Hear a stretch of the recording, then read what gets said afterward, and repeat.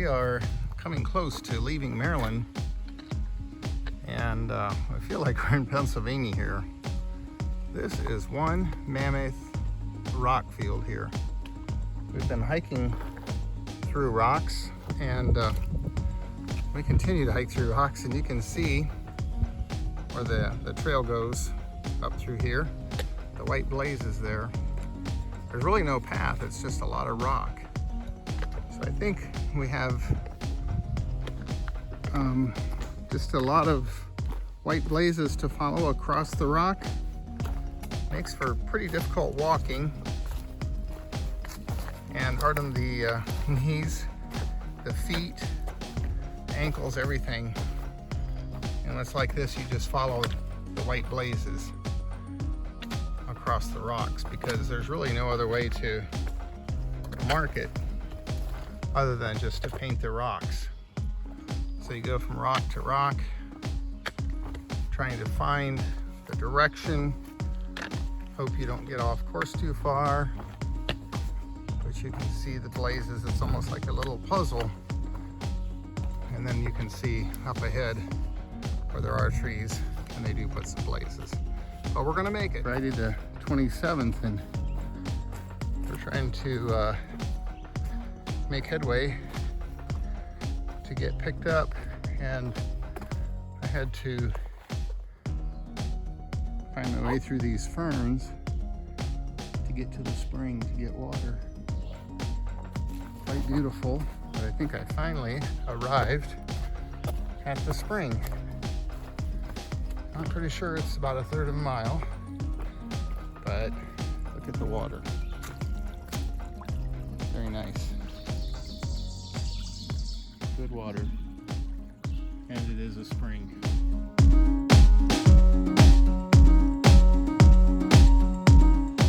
So it's Thursday night, May 26th, and we're camping back here behind me. And there's this kind of like a little, feels like we're on a little island. It's not actually an island, but there's nobody else here, so this is pretty nice. This way we like it. It's a designated camping area, but really it doesn't have any provision here. What we do have tonight is a particular place for a bear hang. On this camping area there are no bear poles. There's really no provision. They want you to, they're really dogmatic about making sure you have a good hang for or place to store your food. So this is one little lonely, let me see here, one little lonely branch up here, and you can see my string maybe hanging down. So this is the way we roll. I threw that string way up there on that branch, and somebody else had their string torn. So I've got my rock sack here. I'll tie my food sack on there tonight, and hopefully it won't get tangled up with that torn string. I've seen a lot of carabiners hanging and strings, and I always wonder what went wrong. I want to make sure I don't do whatever they did. I think a lot of times they throw something that's not heavy enough, and then what happens is the string, when it goes up over the branch, it wants to swing around. I found that if I use a really heavy rock, when I put it in that rock sack, that baby wants to go, well, if I miss, it goes a long way, but then I have to retrieve it. But the good thing is that it always wants to come down, and I think sometimes they just don't use a heavy enough rock sack, or as you may have remembered back in Georgia, I found somebody's pocket knife that they tied onto their string. Well, that's just not heavy enough unless you got a big Bowie knife or something. So I'm gonna go down here. The trail actually comes right across back here behind me, and then goes down across this bridge. So I'm gonna go down here and get some water, filter some water. We're gonna have dinner tonight and call it a day. I think we had about 17 miles today. They're promising rain tomorrow morning, and tomorrow. It's gonna be rainy, I'm pretty sure. So we wanna get a good night's rest and have our minds renewed so that when it rains we don't get discouraged, right? Sometimes that happens.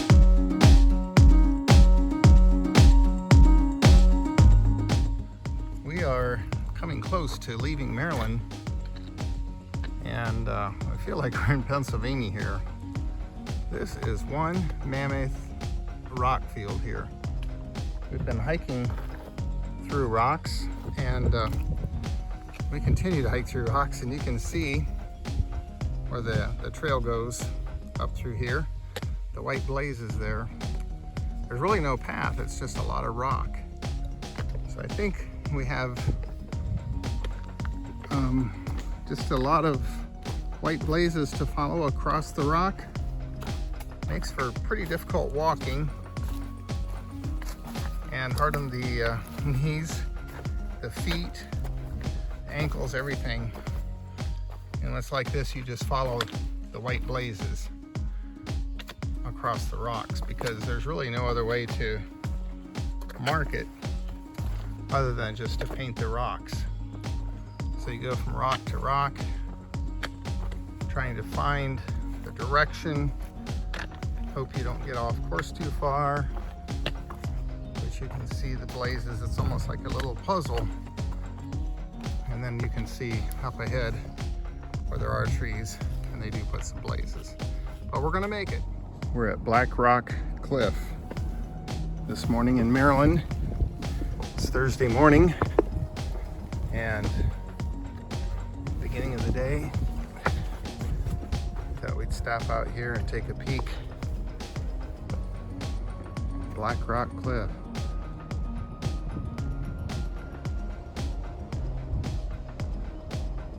You can see the interstate, I think it's I-70 down there.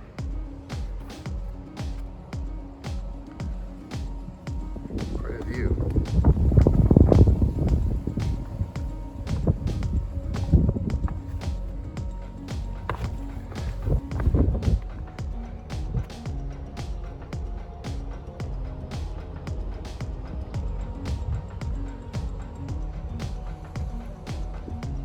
Nice view of Maryland. A lot flatter than what we've been used to.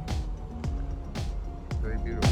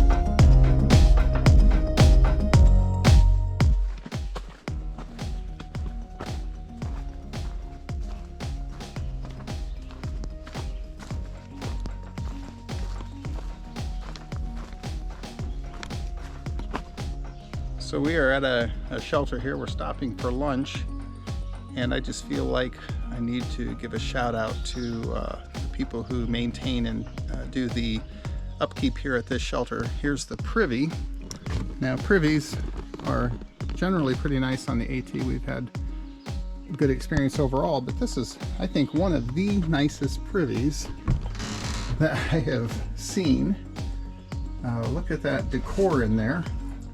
It looks like a lady had been in here and really made this place look nice. And we have a little signage on the toilet that says, please pee in the woods. That helps the decomposition of the mulching toilets here, or privies. And they even have screen up along the top, keep those big horrendous spiders out. And there's a broom hanging up here. So they really work at keeping this tidy. There's a little storage area here for some things. And then of course, a simple latch to keep that shut. I'll take you down and show you this shelter. It looks like they had some damage here. Probably a tree fell, which happens occasionally, and unfortunately that's probably what damaged the roof. And you can see the roof there where they have plastic over it, and there's some fallen trees over there. There's a platform. We'll see more of these further north. These platforms are for tents, which is really ideal. They have eye bolts down here at the bottom where you can attach your guidelines for your tent. And the beauty of these, they have some, looks like what I call B-strut. Not sure if that's exactly what it is along the edge, but the beauty of this is that where you have really rocky terrain, it's hard to prepare a spot for a tent site. But here you have adequate place for tents, and over here is a bear box and a place to cook on. Look at this, it's like a park. There's a bench over here and a swing. This is the Corey Gap Shelter. And there's a beautiful woman here underneath this shelter. Apparently they're doing some work on the roof there, and what I showed you up from the back. But look at this, how well maintained, painted. This is beautiful. Places here to hang your backpacks. These hooks here to keep your backpack safe from the micro bears. A sunroof, a picnic table. Even a tarp to put down. Yes, a tarp that'll roll down so it helps in windy, cold weather. And a really nice fire pit. Wow. Shout out to the people who maintain this, and the flowers hanging here at the corners. Hanging baskets. Courtesy of... Oh, yeah. And then Muselman's Greenhouse. Flowers courtesy of Muselman's Greenhouse. Some information, a place to sign the logbook, and some other things here. So games. Great place. So nice. We're going to have our lunch here.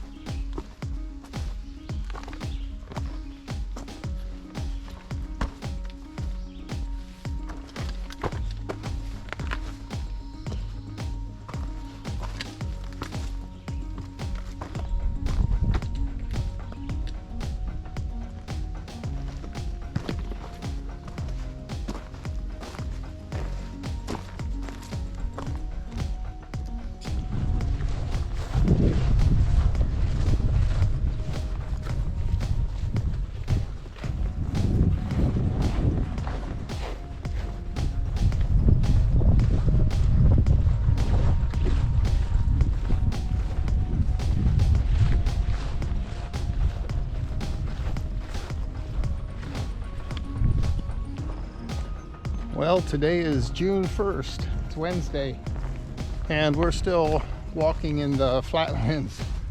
I think this will be the probably the longest day maybe on the trail that we're just walking on farm ground and maybe some residential area. So it's not going to be very exciting today, but we might see some cool stuff anyway. And this morning I thought I'd just show you where we came from yesterday. We're leaving a campsite. It's quite a ways off the trail here, but yesterday when we came out, we were over in those hills over there, and then we walked out across these open fields. There's corn and beans. They had some hay that they cut, and now we're headed into Boiling Springs. Yeah, where we're gonna get some water so we can have breakfast. This campsite where we were way back there didn't have any water. We knew that coming in, but it was so hot yesterday, and walking across all that open field really cooked us. So we ran out of water, and a good friend back here, Pusher, and his son Y, they gave us some water, made it through the night. But we're gonna go up here and get some water so we can have some granola, carnation bar, or carnation breakfast. A little bit of instant coffee in there, and I think we're gonna be good to go. We're starting out early. Hey, and check out the new hat. Yeah, Julio got one too. We needed something to keep the sun off of our ears, faces, and everything. So we're gonna give these hats a good try, and we'll keep in touch with you down the trail.